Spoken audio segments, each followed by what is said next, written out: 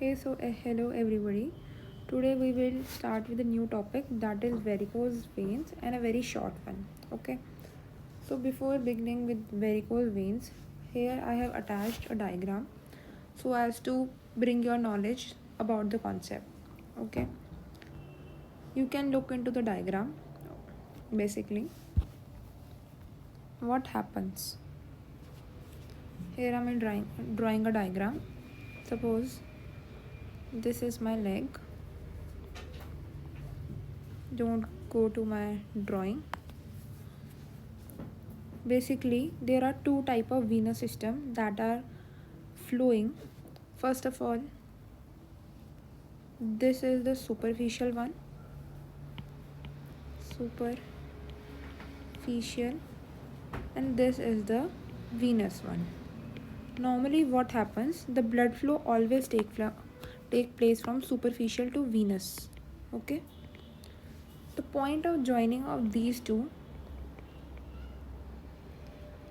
is called as saphenofemoral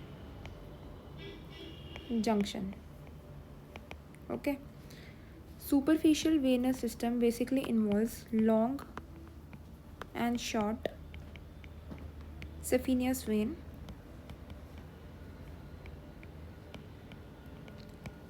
and venous system involves femoral popliteal veins, etc. Okay, so here you have to remember, one side there is a superficial venous system and on other side there is a deep venous system. Okay, superficial venous system basically involves the long as well as the short saphenous vein, and deep venous system involves femoral and the popliteal vein. The point of joining of these two is called as saphenofemoral junction. And normally what happens? Normally blood flow takes place from superficial to deep venous system with the help of perforators. Or you can remember what are perforators. Basically these are the channels that guide them. Okay, so basically there are three main type of perforators. How we can remember it? Suppose this is a leg. Don't go to my diagram. This is our knee. Okay, first of all, first perforator is found above the knee, second perforator is found below the knee, and third perforator is found at the ankle region. Above knee, below knee, at ankle region. So basically above the knee is called as Dodds 1, below the knee is called Boyd's 1, and at the level of ankle it is called as Coquet's.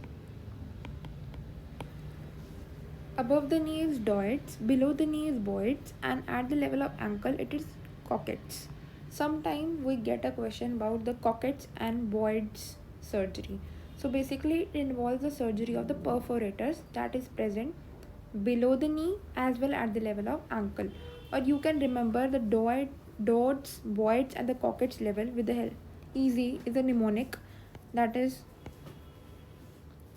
simple: dal, bati and churma. Okay, you can remember it with a food.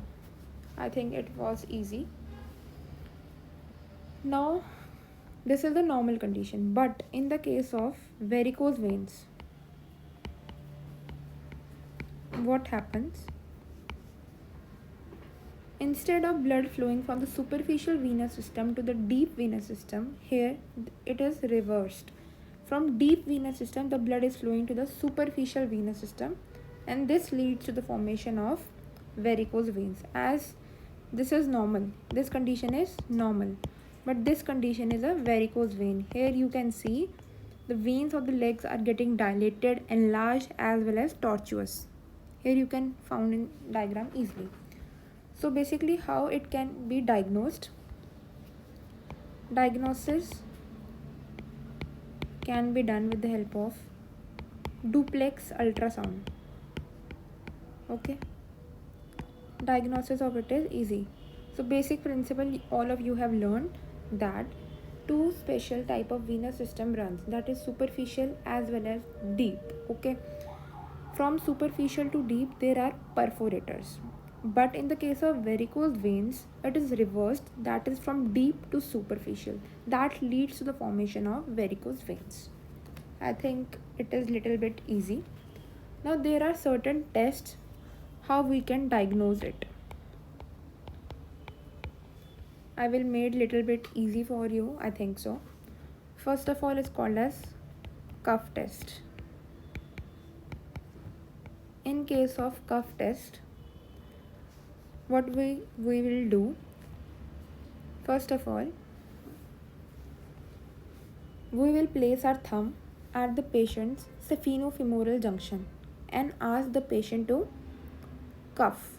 Okay, if the blood flows in the opposite direction, there will be a thrill observed. Okay, a bruit will be observed, that shows there is a saphenofemoral incompetence, that is called as cuff test. Okay, now secondly I will be teaching you about Trendelenburg test. Trendelenburg test, spelling may be wrong but you can deal with spelling on your own. Trendelenburg tests are of two types, Trendelenburg 1 and Trendelenburg 2. In the Trendelenburg 1, we make the patient lie down and leg of his is elevated, and then place your thumb again at the sphenopopliteal junction. By placing your thumb at the same junction, allow the patient to stand and slowly release your thumb there. You will see the blood will flow fastly, okay, into the superficial venous system, into the long saphenous vein. So there will be a problem in the saphenofemoral junction. Okay, in the Trendelenburg 2, we have to done all the same. Instead, here we don't have to release our thumb. There is something wrong with the perforators. Okay, you have to remember that here we have to, thumb is released, here thumb is not released. Okay, here problem is with perforators in the second, and in the first there is a problem with saphenofemoral junction. I think it is easy. Third, we have the multiple tourniquet test. Multiple tourniquet test. What is multiple tourniquet test? Like suppose this is our leg. I have told you there are certain perforators. One is present above the knee, second is present below the knee, and third is present at the level of ankle. So at different of these three levels, we have to place any obstruction, or that of the tourniquet we have to place here, here and here. Okay, we have to place the tourniquet over these three areas, and slowly we have to remove them and look which of the perforator is showing any kind of fault. Okay, next is Trendelenburg operation. Okay,